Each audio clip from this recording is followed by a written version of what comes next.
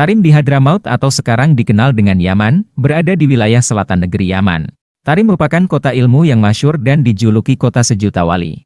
Di sanalah lahir para ulama besar dari kalangan Alawiyin atau anak cucu keturunan Rasulullah Shallallahu Alaihi Wasallam. Bukan hanya dari penduduknya saja yang banyak dianugerahi karomah karena kesyalihannya, masjid-masjid yang ada di kota itu yang jumlahnya mencapai 360 bangunan masjid, juga banyak yang dikenal keramat atau memiliki keistimewaan di luar nalar manusia. Salah satunya adalah Masjid Baharmi atau yang punya nama lain Masjid Aqobah. Masjid Baharmi merupakan masjid tertua yang terkenal keramat di kota Tarim. Letaknya berada di antara permukiman warga yang padat. Masjid ini dibangun oleh seorang ahli fikih, fuqaha, bernama Syekh Masud Baharmi sekitar abad ke-6 Hijriah atau 1400 tahun silam.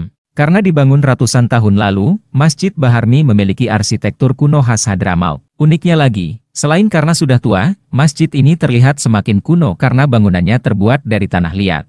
Bangunannya tak begitu luas, tapi Masjid Baharmi memiliki banyak tiang besar dan lebar. Nah, tiang-tiang itulah yang sampai sekarang menjadi ciri khas Masjid Baharmi. Lantas, apa kekeramatan Masjid Baharmi? Menurut sejarah kisah yang disampaikan turun-temurun, di masjid itu terdapat sebuah tiang yang dulu pernah berbicara layaknya manusia. Anda dapat dengan mudah menemukannya karena tiang tersebut sangat berbeda dari yang lain. Pada lingkaran tiang itu tertulis kalimat yang dipahat dalam tulisan Arab, Hadhihi Syariat Allati Radat Alal Musolli, yang artinya, inilah tiang yang pernah menegur orang sholat.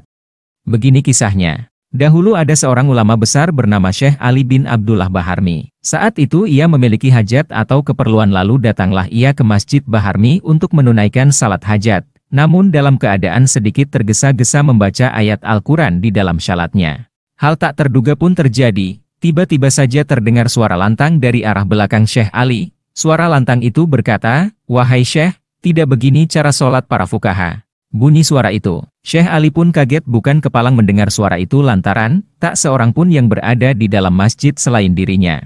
Setelah ditelusuri, sumber suara tersebut ternyata berasal dari salah satu tiang masjid. Setelah mendengar peringatan dari suara yang berasal dari tiang masjid itu, kemudian Syekh Ali mengulangi dan memperbaiki tata cara atau kaifiat sholat beserta adabnya. Cerita itu cepat tersebar ke seluruh penjuru kota Tarim. Untuk mengenang kisah keramat itu, dipahatlah tulisan tadi di tiang tersebut sebagai penanda yang dapat dilihat di Masjid Baharmi sampai sekarang. Masjid Baharmi juga menjadi saksi atas puluhan generasi, yang telah menjadi tempat beribadahnya para ulama besar dan waliullah di zamannya.